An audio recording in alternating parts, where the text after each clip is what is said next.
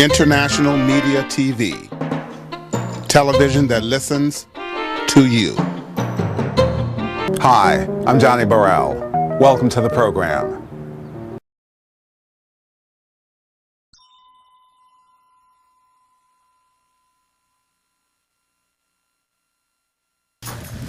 Thanks so much, everyone, for coming. Oh, I'm going to forget that this whole time. Thanks so much, everyone, for coming.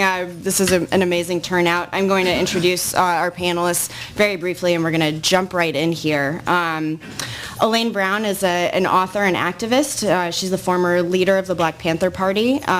She was also active with Occupy Oakland and is currently working on a project that she'll talk more about today, Oakland and the World Enterprises, which is a cooperative development in West Oakland. Astra Taylor is an author, activist, and documentary filmmaker. She was active with Occupy Wall Street and the Rolling Jubilee, and she's currently part of a group spearheading a student debt strike. Frank B. Wilderson.The is an author, poet, scholar, activist, and filmmaker. He is a professor of drama and African American studies at the University of California, Irvine. In the 1990s, he lived in South Africa and was elected to the African National Congress, and he was a member of its armed wing. Really, we're going to jump into this idea of what does it mean to live a radical life with this kind of first prompt and kind of a frame, which is to what extent is a radical life one lived for resistance versus survival? And are those opposing intentions, or can they be one and the same? And now I'm off. That's on my own. Go ahead. Thank you very much, everyone, for coming out. We have a brief amount of time, so we're going to try to make this as succinct as possible. The question, of course, is very, very broad and somewhat arcane, but in any case, which I think is what this is going to be, a little bit of arcania, but I'm going to try to be myself and try to say, as clearly as I can. Most of what I will say arises from my history in the Black Panther Party and the ideology that the Black Panther Party adhered to, that I remain committed to, same principles as then as now, some 40 years later. So when the question of a radical life comes up, and the question of whether or not resistance versus survival, I think the first thing we learned is that we have to have a correct analysis of the issue in order for us to come to a correct conclusion as to what the question is about. So we have to assume that when we say the word radical, that we mean, left and a left ideology at this point, because there are some people consider themselves radical rightists, whatever that means. So we just for clarity's sake, using the word left, meaning that we. In some ways, I would rather use the word revolutionary, meaning that we want to uproot the existing social scheme to install a fundamentally different one, and one that we would say, generally speaking, would be egalitarian, that we don't have today. We also talk about an ideological foundation for any of this discussion. The Black Panther Party, and I remain, as I say, committed to these ideals and thoughts, was a Marxist-Leninist ideology that was meaning a dictatorship of the proletariat, but adapted to the concrete conditions in the United States. And right now we have to talk about, of course, the imperial march that has been going on for some time, but also the technology question, which Huey Newton raised in a fantastic thesis that he developed called Revolutionary Intercommunalism. The Black Panther Party, well, we advocated for black liberation. That was our primary goal, which remains mine. We recognized that the liberation of all people was required for that, which meant a revolution. But we also have to talk about the masses of people versus the individual, because I don't know how you can live a radical life in the context of all the reactionary conditions under which we are presently living and have been for, in this country alone, these 400 and some years. So we took everything from a dialectical materialist point of view, and we felt that you could not, no individual, therefore, could stand outside the dialectic. And as far as our principles therefore went to the question of materialism and dialectical materialism, recognizing that the biggest contradiction that existed socially was between the oppressed and the oppressor, and that the resolution for that was indeed revolution or fundamental change. So coming from that place, from that context, to say, what does it mean to say you live a life of resistance versus survival? The first thing is that this means some sort of individual life, and the individual, we say, could not, and I say cannot live outside of the dialectic or outside the system, so I don't know how you could live a radical life, because you might ask questions or propose things like, well, I'm not going to buy from Walmart because the workers won't get benefits, you know.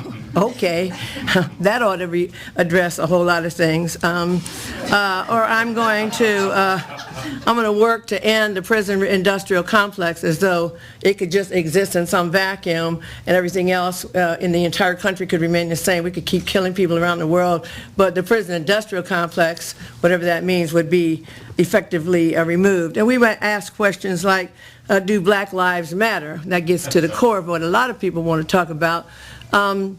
I'm not sure what that question means, much less to whom it's addressed, but the question is, what does this have to do with a quote-unquote radical life? I could say that and be a Republican.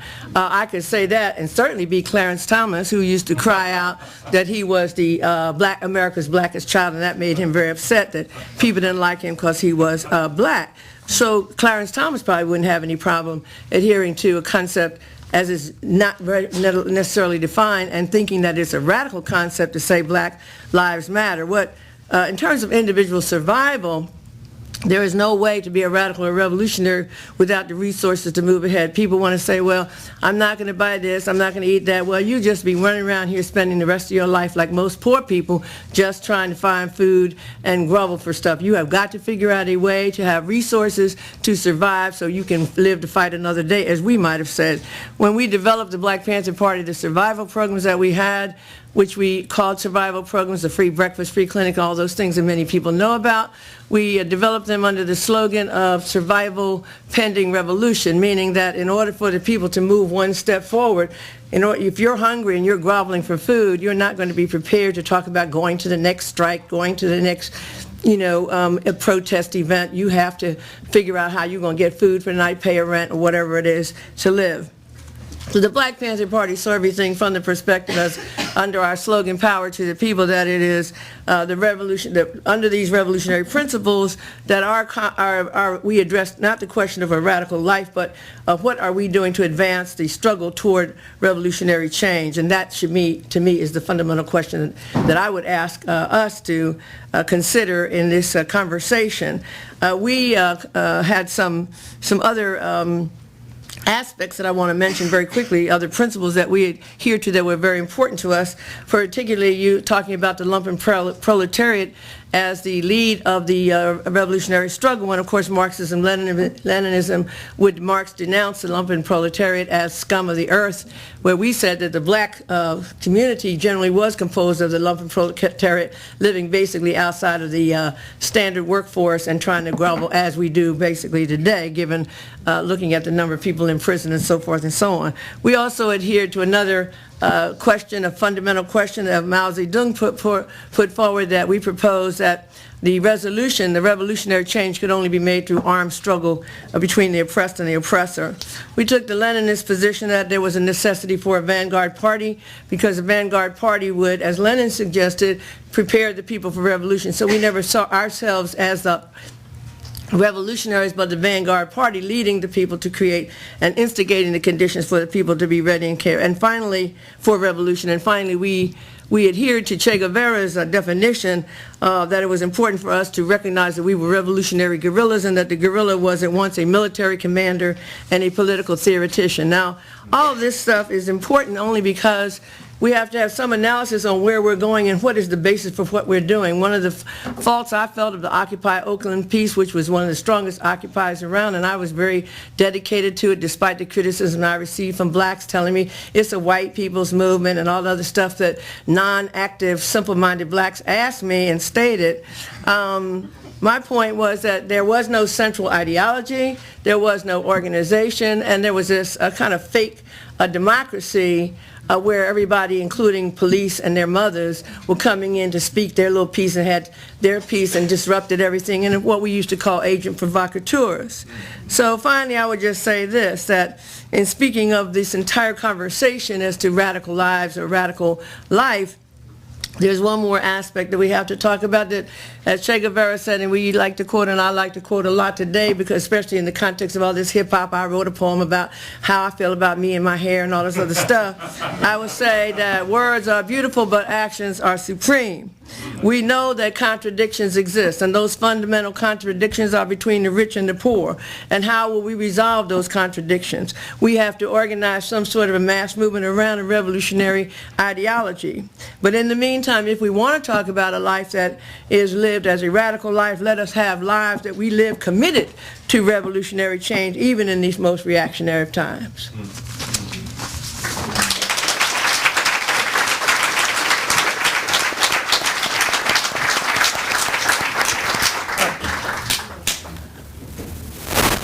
I do not know how I'm going to follow that, especially because she said a lot of what I want to say, but way better, so I might just say what Elaine said throughout this. It's very hard to talk about the radical life as though I have any authority next to these two individuals, and as though experience in Occupy Wall Street in New York City, even seeing it on the same page with the Black Panthers or the ANC or someone who's in the MK, it just seems a little ridiculous. Nevertheless, I'm gonna share my thoughts based on my experience, but I'm doing so with humility. So the title of this panel is Radical Cities, Radical Lives, and the questions directly posed to us were, what does it mean to live a radical life? And Susie's question, to what extent is a radical life one lived for resistance versus for survival? So the first thing is, I don't get up in the morning and think like, how am I going to live a radical life today and be a radical? I think I try to live with integrity, so there's some connection between my thoughts and my deeds. I don't want to just say and espouse political opinions and then not act on them at all in the world. But my other thought is that I want to get back to the plural, and so Elaine did this beautifully. She did this better than me. The plural of lives, because I think a radical life is something of an oxymoron. I think to be a radical today is to be part of a collective, to be part of building and exercising collective power somehow. And if people living radical lives individually seem rare, I think it's partly due to the absence of radical institutions and associations that support them to do so. So we don't have groups like the ANC, let alone the MK or the Panthers. Instead, we're at a moment, as you pointed out already, when people favor a more informal, leaderless type of association, something loose. And it's complicated. There are some advantages to that leaderless model, but I think there are lots of disadvantages too, and a kind of phony democracy at play a lot of the time. So my first observation is that a radical life can't happen in isolation. It has to be about more than the lone hero or icon, somebody pretending that they're outside of it all. This gets me to Susie's question about whether a radical life is one lived for survival or resistance. My second observation is that if you want to build a radical institution to create a collective of radical lives in the plural, especially one with more than just a handful of members like you and your 5 friends being in a radical collective, then you can't separate resistance and survival. You have to tap into survival. You have to connect with what people need on a fundamental level. You have to connect with their self-interest so they'll join, because otherwise, why would they waste their time? And when you decouple political organization or resistance from survival, I think a lot of pathologies emerge. And these pathologies, I think, are really present on the radical left, the so-called radical left, at least on the radical white left. So what happens when you decouple resistance and survival? Politics devolves into style. You got all this. It's easy to think being political is about aesthetics or consumption or self-expression if nothing's really on the line, if your survival isn't on the line. Politics devolves into purism. There's an obsession with purity, with being interrupted, which kind of justifies non-engagement a lot of the time. Politics devolves into argument. It's about I have the correct analysis or interpretation, so my activism consists of shooting your argument down, usually on Facebook. Politics devolves into a pastime of the privileged, because if you aren't real about economics and survival, then the only people who can participate are people who don't have to worry about that, because they're people with resources. So when I say resistance has to be connected to survival, I'm using survival in a broad sense, because for some people surviving is resisting. Just existing is a kind of resistance. And for me, as a white lady with an economic safety net, that is definitely not the case. If I held a sign asserting my humanity or saying my life matters, that would look ridiculous. So when I'm saying survival, I'm talking about bare life for some, but I'm also talking about flourishing, about the desire people have to do more than just get by. So I think you need to ground your politics in people's lived experience and their struggles and their dreams, to connect theory and action by finding a way to hook your analysis to real human need and human desire. Because again, why else would they waste their time if they're busy working, if they have families to raise, or if they could just stay home and watch TV instead of going to your like long, badly run meeting? And so another question is, what do we mean by radical? Do we mean radical in the sense of getting to the root, of grasping and attempting to transform the fundamental issue? And for me, there are issues. There's political economy, and I think just encountering Frank's work, there's the question of the libidinal economy, or psychic economy too. Or do we mean radical in the way it's often used, which means like fringe or marginal, as in only the radicals showed up to my event? So when I hear the phrase radical lives, I want the first definition, grasping at the root, but not the latter, because I want lots of lives. I want masses of people to join, which means we have to give those people something to join and a reason to do so. But what is that thing? So in my small way, coming out of the ashes of Occupy Wall Street, I've been experimenting with a group of people and trying to build that. And basically, our theory is that indebtedness opens up new avenues for economic change. So I just want to share a little bit with you guys about the project we're doing and how we're trying to build an organization. And it's small, it's not perfect, it's not everything, but it's our attempt to do this.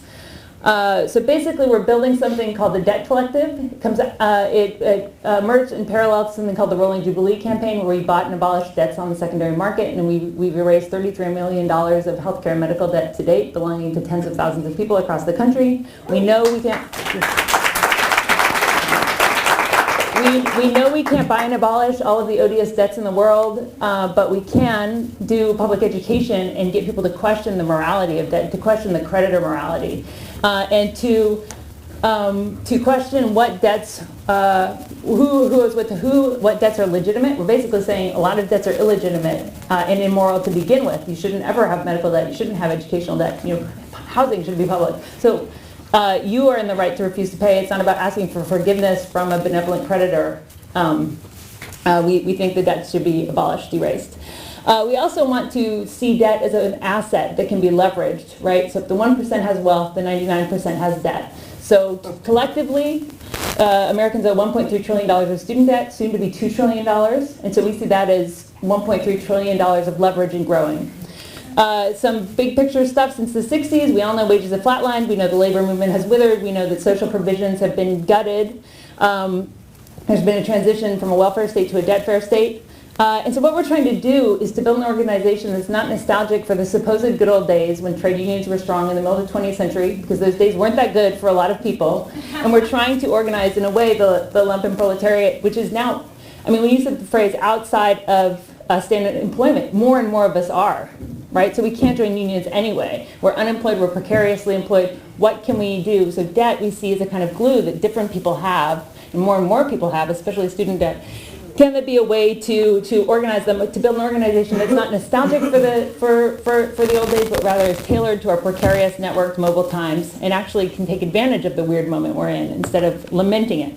So for me, theoretically, getting involved in this project was a reaction to mostly graduate school, where there's endless talk about neoliberalism, late capitalism, financialization, post-Fordism, whatever you want to call it, but nobody ever had any ideas about what to do. There was a lot of scholarship and very little action. And so we kind of devised that as in part informed by those theories, those analysis of what's happened to our economic system, but wanting to find some new levers to act against it and build a counterpower.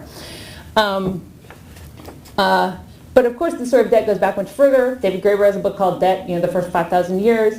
That history is deeply uneven, especially along racial lines. Phrases like, discrimination, disparate impact, and predatory lending don't do justice to the economic violence that's happened to black communities. Look at Africa, look at Haiti, look at Detroit, look at Baltimore.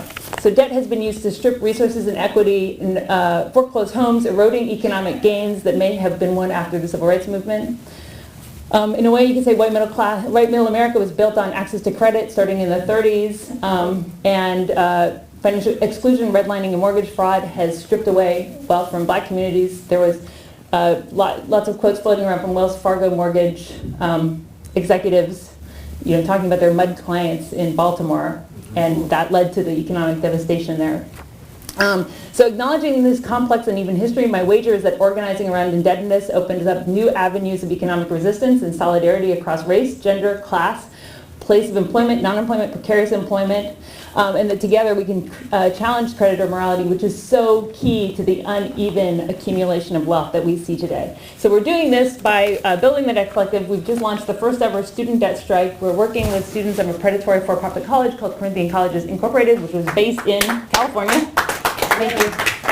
We started 15 brave students, began in February. Their numbers have now grown. There are now over 200 students, and we've done things like, we're trying to be very concrete, offer legal services, hotlines, lobbying, media, like mutual aid, all of these things, and there's reason to think that we will actually be successful. This is a school that served 110,000 students, most of them from families making under $10,000 a year. They were black, they're single mothers, they're veterans, etc. And trying to also articulate the fact that these students are not the exception to the traditional student rule, that actually we're all embedded in the same system that allows private profit at public expense, and that we need to overthrow that system. And that this is a new, I think, promising way to tackle that challenge. And that said, it's very small, we're just at the beginning, and we hope other people pick it up.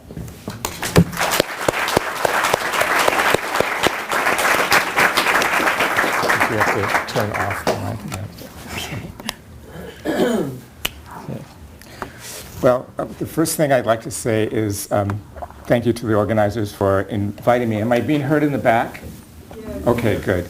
And I want to say a special thanks to my wife, Anita Wilkins, who really helped me with being on two very difficult panels today. She's a consummate intellectual, and without her own reading of critical race theory and the work that she's done when she was a teacher, it would have been really hard for me to formulate two separate presentations today. So and then I need to apologize for this computer. I promised myself when my graduate students started going to lectures and reading from a computer that I would never do that. And here I am doing it, but there was a printer malfunction at the hotel today, and it could not be avoided. So my remarks in response to what Susie sent out to us are, it's my conviction that black people embody, which is different than saying, are always willing to express an unresolvable dilemma for non-black people in the latter's pursuit of and engagement with a radical life. The dilemma for social movements on the left is this: how can we instrumentalize black energy and black bodies for our agendas without our having to be authorized by a black radical agenda? A black radical agenda is terrifying to most people on the left because it emanates from a condition of suffering for which there is no imaginable strategy for redress. But you can't see this as clearly in the political statements of non-black radicals as you can in the symptoms of their speech when they are caught unawares. For example, in the 1980s, I was living in Minneapolis and doing work around the first Palestinian Intifada, solidarity work. I was sitting on a grassy knoll trying to console a Palestinian friend of mine whose cousin had blown himself up accidentally while making a bomb on the West Bank. My Palestinian friend was speaking openly and without his internal censors at work, which was fine. He was grieving. At one point he said that it was really shameful and humiliating the way Israeli men ran their hands over your body when they stopped you at checkpoints and the bodies of his female relatives. But then he said that the biggest humiliation was felt when the Israeli soldier was a black Ethiopian Jew. Needless to say, this tidbit of information gave me pause. I did not know what to make of this. I was pleased that he felt so comfortable with me that he could speak openly and honestly, but I was also deeply hurt at the thought that my place in the collective unconscious of Arabs was the same generally dishonored place that I occupied in the collective unconscious of white Americans. I gathered enough wits about me to inform him that this was odd, seeing how Palestinians were at war with Israelis, and white Israelis at that. How was it that people who stole his land and slaughtered his relatives were somehow less of a threat than the speaking implements, the black Jews, who they sometimes got to do their dirty work? And what was it about we blacks, about me, that made us so fungible that we could be tossed like salad in the minds of the oppressors and of the oppressed who were not black. This was an extremely painful encounter, one which caused me to reflect back on the many things that I had chosen to ignore or not to respond to in my years of political coalition work. I was forced to consider the comprehensive nature of my isolation in ways that I had always wanted to avoid. But I was also faced with the realization that at the level of the collective unconscious, the Palestinian radical left has more in common with Israeli state and civil society than it does with black people in general and black insurgents in particular. What they share is a largely unconscious consensus about blackness. At one moment, blackness is a disfigured and disfiguring phobic phenomenon. At another moment, blackness is a sentient implement to be joyously deployed for reasons and agendas that have little to do with black liberation. Wow. This results in social movements which pilfer black ideas, black energy, black suffering, and black activist labor in pursuit of their agenda. And then a process of jettisoning blackness from the struggle occurs once non-black liberation is in sight. In other words, for me, the central problematic embedded but unacknowledged and unaddressed in the question of a radical life is the fact that black people fare no better in insurgent formations than we do in established anti-black institutions of the state and civil society. This is why in my work I've insisted upon the articulation of the conceptual divide between white supremacy and anti-blackness, between, for example, anti-blackness and economic exploitation, and between anti-blackness and gender discrimination or homophobia, while at the same time realizing that most black people do suffer economic exploitation. Black women are discriminated against as women and as blacks, and black LGBT people suffer heteronormative oppression and anti-blackness. Thank you.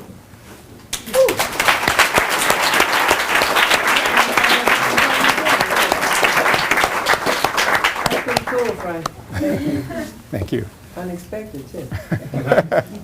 But grateful. That was all fantastic. So I'm curious to talk next about the idea of interacting and engaging with established capital, established oppressive political power, strategically. How do you do that? And Astra, you touched on this idea of kind of political purity, and I've seen, and I know that you have experienced criticism of the Rolling Jubilee simply on the basis of you are raising money to buy debt. We think debt is illegitimate, so therefore your project is illegitimate. Okay. Yeah, I mean, we always kind of agreed with that criticism. It was not meant to be a project that would go on indefinitely and solve the debt crisis or bring about economic justice. The idea was to do something that would open a space in the public imagination, as I said, sort of challenge people's idea about who owes what to whom, and also raise awareness of the fact that there are these secondary debt markets that often the person who's calling you on the phone to collect your bill, whether it's a medical bill or a payday loan, they're not even who owed you borrowed money from, right? There's some vulture that bought it for pennies on the dollar, and now they're trying to extort the full amount from you. And often you have a lot more legal rights than you know to refuse to pay, and there are ways to challenge that. But we always, in parallel, wanted to begin this debtors union because we knew, the theory was that public education and spectacle can be useful, but if they're not connected to building actual political power, then there's a real end game. I mean, then they're kind of ultimately incredibly limited. So we were very sympathetic to that criticism. I mean, if we're talking about resources, one thing we did when we were raising money to buy and abolish the debt is that we tied our hands and we said we will use every cent we raise to simply buy the debt and erase it. We won't pay organizers, we won't support ourselves in any way, right? So what we did was kind of tie our hands in a way that we ended up doing 3 years of full-time free work on this project, and it's it doesn't acknowledge the real conditions of people's lives and the fact that people should be supported to do organizing work. It just was a sort of, romantic commitment that we made, and we kept it, and we did a fine job. But with the debt organizing moving ahead, a promise like that is not sustainable, not just for the core group of people who founded the Debt Collective, but also if we want to build regional power, we can't ask people who are already struggling economically, are paying these incredible debt loads for this for-profit college, $60,000, $70,000, $80,000 for an associate's degree that won't transfer. We can't say, well, now you have to work for free being an organizer too on top of that. That's just not going to work. So we're wrestling now with this resource problem. But I want to actually respond a little bit to what Frank says, because as I was traveling around the last few days, I went into the Frank zone and listened to a few interviews with you. And for the project we're doing, it's a very sublime challenge that he poses. It's kind of like it's awe-inspiring, where he says, the economic justice initiatives are always going to hit this wall, that they will not bring about, you can't just say, oh wow, debt, it unites everybody, whether you're black or white, young or old, there's the challenge of race there. So I've been wrestling with everything you said on the radio ever since, and I don't really have a sort of tidy response to it, only to say that it articulated a thing that we feel is there and that we are hitting up against and working with too. And I would just be curious for you to reflect on the action part of that. So if that's kind of the horizon, the ontological condition we're in, that there's this irreconcilability, this anti-blackness, then in the moment do we then go, well, I'm still going to organize for economic justice and try to better people's lives, or what? Where do you come down with that contradiction? Thank you for that. I mean, my answer is serious. I don't mean to sound flippant.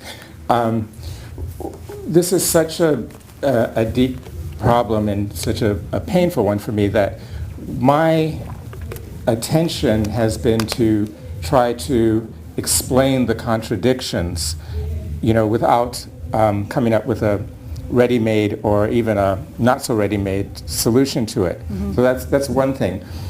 But I also don't try to speak to a plethora of people, for one thing. I mean, I have a plethora of friends, but politically I'm really trying to speak and to engage with the problems that black people have in these social formations and not the problems that other people have with blacks in these social formations.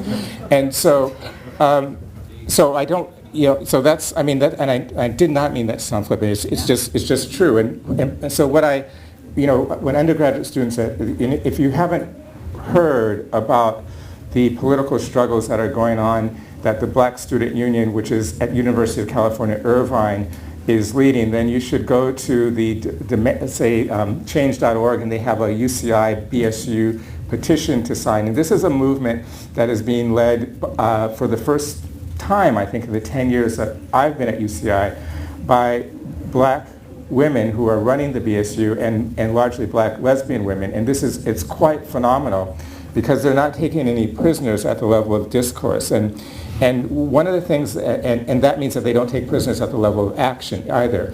And I think coming back to your question, the thing that has happened that I have always tried to impart is that, I wasted 8 years of my life as a stockbroker when I left Dartmouth College, and that was just 8 dead years. And so I've always tried to be politically active, and when I was politically active as a broker, then that caused me to almost lose my jobs. And so finally I just had to quit. But going from Merrill Lynch to the various groups that I was working with wasn't a better psychic change. And that's the thing. And so I try to give myself and other young black activists, I'm not young, but other black activists who are not bumping against 60, permission to be to be in these spaces but not of them. Mm-hmm. And so that's a kind of, it's a structure of feeling which a lot of people on the left try and shame black people out of, even though they know that at a certain point in time that they're going to come up against the totality of black suffering and say, oh, well, we solved this problem, but we can't deal with all that. And I think that having a healthy attitude of ridicule towards the Non-Black Coalition Partners project, as well as towards the state and civil society, is the way to go. The way to go is not to retreat into yourself, but the way to go is to realize that I don't belong anywhere, and I have a feeling of wanting to bring about a better world, even if the better world that I'm working with for other people will ultimately be as anti-black as the one that I'm in. And I think if they can maintain being in something but not of it, and not having any quibbles about having the same type of ridiculing attitude towards the puniness of the demands of most social movements, I think that would be good.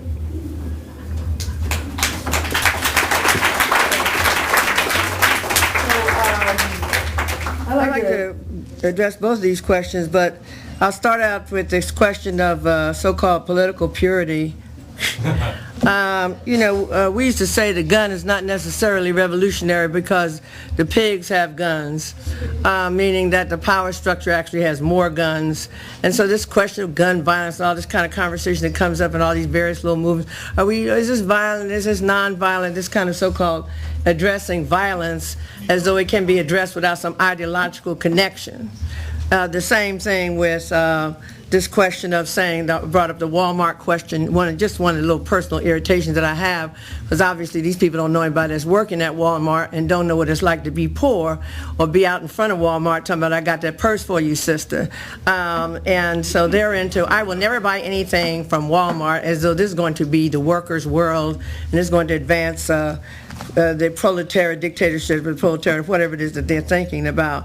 So this question of political purity should be reviewed from one standpoint. What is your goal? If your goal is revolutionary change, then does this serve that goal or does it not serve that goal? That's the only issue for me as to strategies that are used. If debt strategy will organize people around debt, yes, black people are. There's plenty of issues about black people being in debt. I'm one of the people that needs to get the debt for the college piece because I have a debt from the 80s from law school that went from $12,000 to now $57,000, and my Social Security check, because I'm well past 65, is constantly being eaten up by my debt. So we'll talk about that on a personal level. So anybody that thinks this ain't a black issue, I owe a lot of money. I told him my greatest thrill is to think that I might die before I will ever pay you the rest of this money. But we have to have the position that what we are doing must lead to some ultimate revolutionary change. That is to say, so when the Black Panther Party, when we ran for public office, people said, oh, the Black Panthers have become Democrats because Bobby Seale put on a suit and I put on a suit with a skirt or something. People all tripped out about it as though you could put kente cloth on Condoleezza Rice and turn her into a sister. So we had all these superficial kinds of purity things that, it's like, I don't eat pork. Oh, that's fine. You ate pork. That's how your black ass got up through Alabama and came here and walked here from Louisiana. I mean, it's like, if you want to do that, that's good. But you're not going to be no vegan in the hood, so let that go. Let that shit go. All that pure shit, it's over. And all these people who claim to be purists and and then at the same time call themselves revolutionaries, they have not really been oppressed. They're just identifying in some abstract way, which leads me to the question that Frank is addressing, although I don't have any problem talking about racism everywhere among people that even call themselves radicals and all of that. So I say that because, and I do want to say something about that use of electoral politics. From Machiavelli to Malcolm, by any means necessary, that's how we saw it. If this is a tool that I can use, that's the tool I'm going to use. If it's not useful, or if it comes to be not useful, we'll drop it. But right now, we can't sit up here with some pure ideals about what we're going to do when we're not moving any agendas anywhere. America does not have a mass movement, despite these little groups of women that are leading this little thing, and people tell me, the Black Lives Matter. I had this little debate with Angela Angela Davis, because she's saying, oh, there's a lot of movements around here. Well, there's a lot of people that are doing some work. I'm doing work, but is this a movement, a social movement? Is it different because women are in many cases in leadership? The question is, what are they doing? It's like people ask me about the new Black Panthers. I'm saying, okay, well, who are they? What do they do? I ain't seen you yet, so can't comment on you, don't know you. So, but the question is, on this question of race, the Black Panther Party did not allow any white people to be members of the Black Panther Party. Now, there's some people say we had a lot of white, but we were the only group that was in coalition with white organizations. But we had coalition based on principle and based on purpose. But nobody white was going to come into the Black Panther Party and lead it. And there was an inherent white supremacist attitude that was born of 400 and some years minimally, not to count colonialism before this and the whole European piece that we don't have to get into.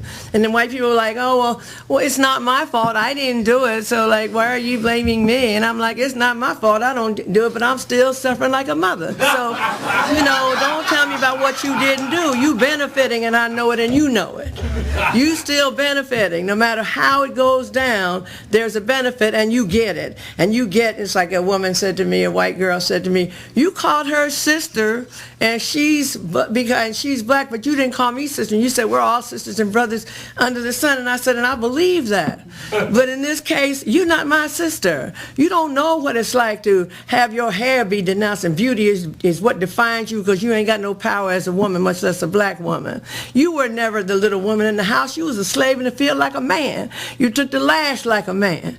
You don't know what it's like to have people judge you by the color of your skin, your lips, the size of your behind, your feet, and everything else, and be denigrated, and that the most beautiful person in the world is a white girl with blonde hair.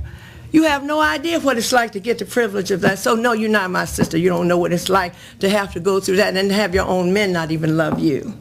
So what I'm saying is this. There is racism. It is inculcated into the United States, that sense of supremacy and privilege that white people, even the most radical, embrace, even though they don't think so. We used to have people come into our office, put their feet on our desk. I would say things like, would you put your feet on the desk of the President of the United States? Well, I doubt that I'd ever be in the office of the President of the United States. So I had to say things like, if you don't take your feet off that desk, we're going to cut your feet off. Then people go, oh my God, she's violent. And so there's all these cultural divides, because black people know this language quick. We double speak and everything else because we have to be, but that's because we were the slaves in America. I don't care, 2 Irish indentured servants, don't talk to me about them. It wasn't nobody with a Chinese name, a Mexican name, or anything cutting cotton in Georgia that built this country. And if we don't get that is an African, that we are African people, and we come from African people, and we have, no matter whether we're united, have a country, lost our language, our religion, our history, and every single thing that belonged to us, including land. And then I have people say to me, well, you want land, and what you going to do, take the native people's land? And say, we never had a coalition with the AIM, American Indian Movement. Coalition building is important, and we have to do that. But let's not act like we're all on the Marxist-Leninist train to heaven, because Marx denounced the lumpen proletariat, and we said we were the lumpen proletariat because we living outside of the system. We didn't get in the union movement. We missed that, other than the Pullman car porters right here in Oakland. So I think that there has to be coalition building, and that's critical, but it has to be on principle, and it has to have an ideological foundation. So when people want to talk to me about, oh, you're violent, people not violent, what are you talking about? We're living in the United States and the world, greatest proliferator of guns in the planet, founded the country on the gun, killed all the Powhatan Confederacy, and founded Jamestown, the first English colony, with the gun. So let's not delude ourselves into all these kind of fake things, and a lot of it which are seriously based in racism on the part of white people. Then when white people want to say, well, black people are racist too, this comment is rejected by black people. It's rejected by us because nobody else came here. We did not come here looking for a better life and religious freedom and some other bullshit. We came here kicking and screaming. And we spent 250 years as chattel and belonging not to ourselves, but to a people that oppress us, and we continue to remain oppressed. And white people in general, there are class questions, no doubt about it. There's poverty that's equal. We can talk about these things, but if we eliminate the race conversation, we will be deluding ourselves, and we will never go forward toward any kind of revolutionary change.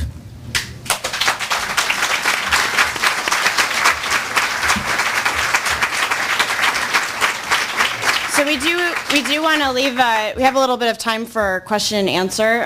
If you guys have a few more comments, maybe while people get prepared to ask questions, I would ask for you to keep them brief and pointed, and please, we would love to hear, your comments later. Speech. But yeah, just questions, please.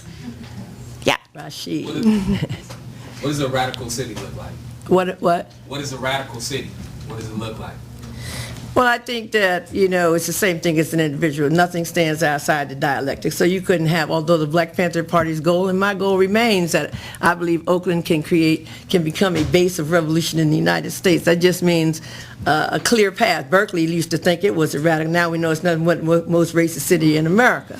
And I know all the little Berkeley people think they all hip and vegan and whatever they are, but they get on my damn nerves, and I don't even like to cross over into Berkeley. Oakland, I think, has the potential for one reason: objective conditions. It isn't, the personality, all the people, or whatever it is, because it's a whole lot of these little hipsters and everybody else that can really drive us all crazy. But I do think the conditions are here. There is a history of radicalism here that rises and was born in the Black Panther Party, quite frankly, without being, ego or whatever it is, or without speaking with hubris. But the other part is that I think that there's one big condition that I've always stated, and we've always stated, and that is the Port of Oakland. This is why I got involved in the Occupy piece. They start talking about the port, and the port is big, and it has a lot of money.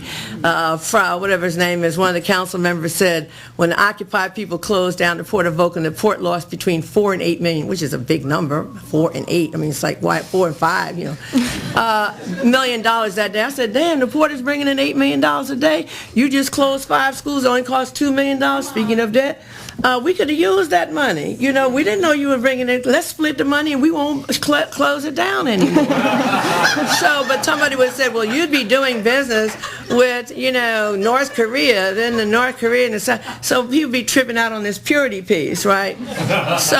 But what I do believe is that moment from the Black Panther is there is an economic foundation here that does not exist everywhere else. New York is too big and too divided, but we're small enough and tough enough and crazy enough to actually begin to see that we could derive an economic benefit from the port. And if we do, it's like there's no reason why everybody in Oakland shouldn't be living extremely well and all that. And that is the foundation. It has nothing to do with the people, the culture, all the little Oakish, Oaktown, whatever that is. Nothing to do with the A's or the Warriors, but with the fact that there is a history and there is a kind of radicalism that, floats through Oakland. And I like living here for that reason. But there is this port, and there is still the possibility that we can seize that power and show that we can create an egalitarian base without having to shed blood. Now, of course, we always said blood will be shed, but we're talking about creating a base, not having revolution in our lifetime, as some of us said very arrogantly back in the day. So I believe that there could be not a radical city, but a base, a place that we could actually unite to give a model to this one, and this one, if we did it right. There's many aspects, but I actually believe that, even though people may think that's naive or kind of, Pollyanna-ish, I honestly believe that. I don't believe that of Detroit. I don't believe that of Baltimore. I don't believe that of certainly LA, New York. But there's a reason that I believe that Oakland has that potential. Why not? Yeah. On a radical city. Hard to answer that question. I don't know if one exists, but she hinted at municipal, funding and financing and how we're closing things down. So a radical city would be one where instead of borrowing money, cities borrowing money, then we tax the rich, we pay for things. The whole issue of municipal financing and the erosion of public goods, and also the issue of public debt, is why so many of us are indebted for what should be social goods and should be provided to us. So we see this also play out in places like Ferguson, where to make up for lost revenue, for the lack of taxation that's happening, they are extracting fees from people in the court system, trying to make their bottom line that way. So I think a radical city would definitely finance itself in a totally different way. And the debt struggle connects to that. We can take more questions. Okay. Yeah. Directed to Elaine Brown. What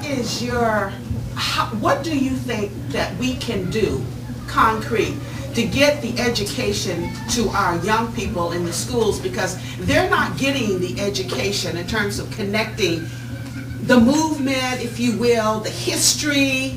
Many of them don't know the history, and we need to get to them so that they are well educated and they can move forward on a lot of what you're dialoguing about. Yeah, thank you for asking. I'll try to be brief so we allow for other questions. But, you know, the Black Panther Party, we took the position that we had to create our own schools, okay? And, of course, this takes money. And as we talked about, you have to have resources. And people say, well, I'm going to have a little after-school program. Okay, whatever. It's nothing. You know, you're just having fun with yourself, feeling good about I contributed something to, I gave back. I hate that term.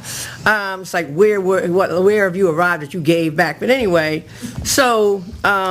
in the main, you know, Jonathan Kozol, who writes a lot about public education, somebody asked him the question, said, you're a typical liberal, you think if we just throw a lot of money at the schools, everything will be all right.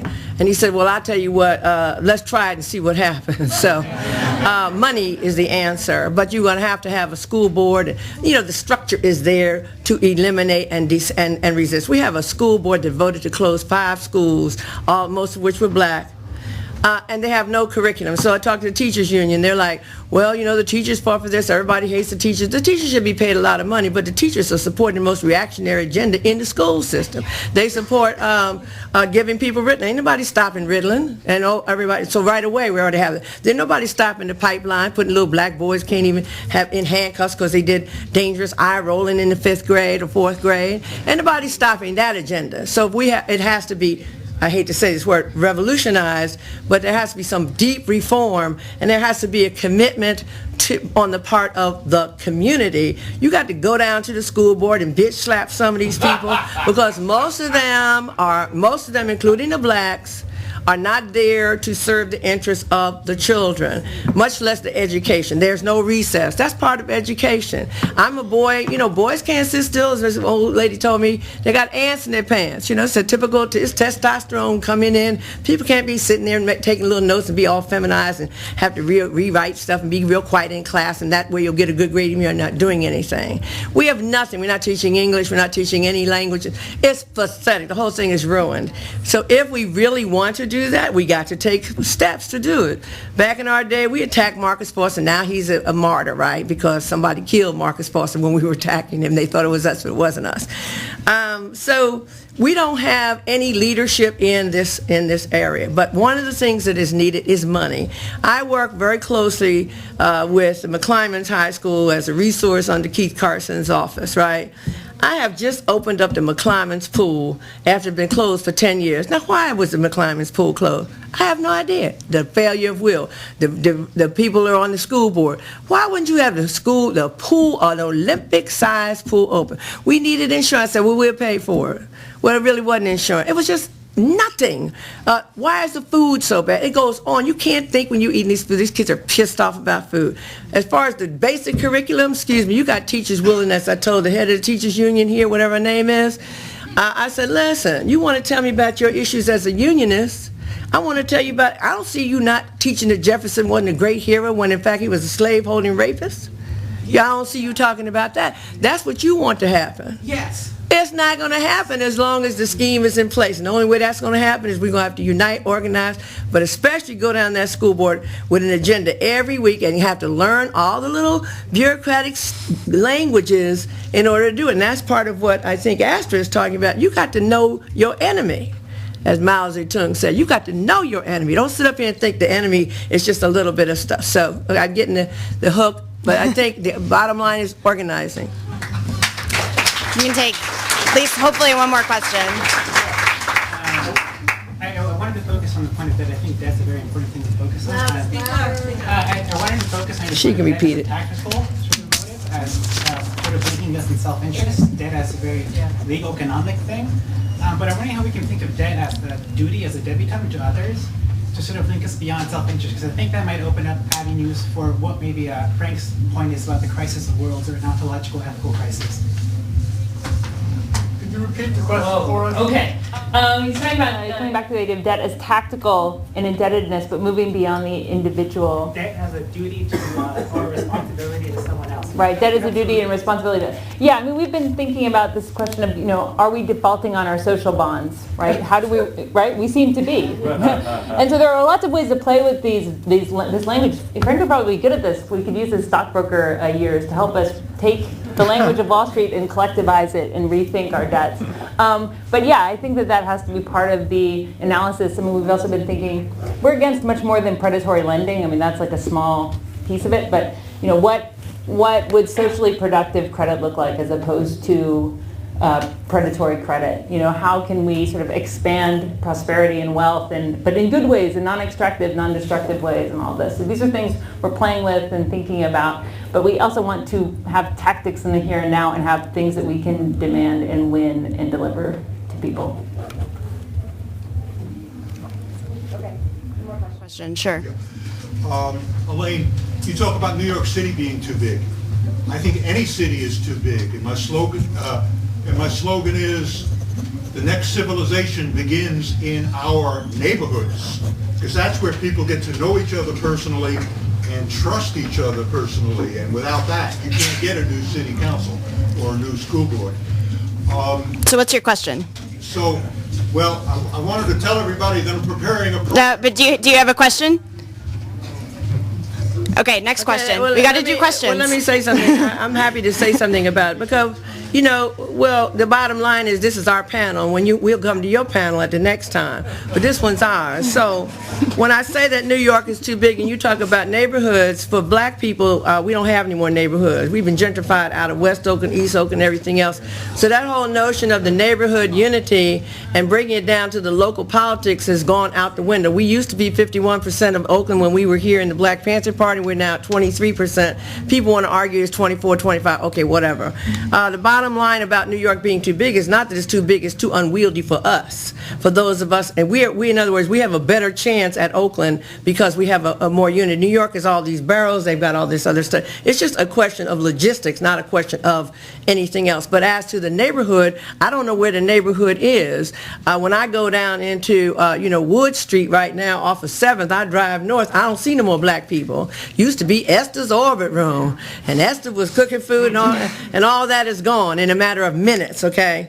So I do think that what should be addressed on this question of local is what works, and that's the only issue for me. Is it practical? Can we use this? If New York ain't too big, I'm ready to go to New York. If I can use a neighborhood, I can. But lastly, I have to say this to promote myself and my little program. I have something called Oakland and the World Enterprises, and I'm at 7th and Campbell Deep at West Oakland, right across from the post office. And what we are building is businesses to be cooperatively owned. That's the language I use, versus worker-owned businesses, because people get nervous, it's kind of communisty.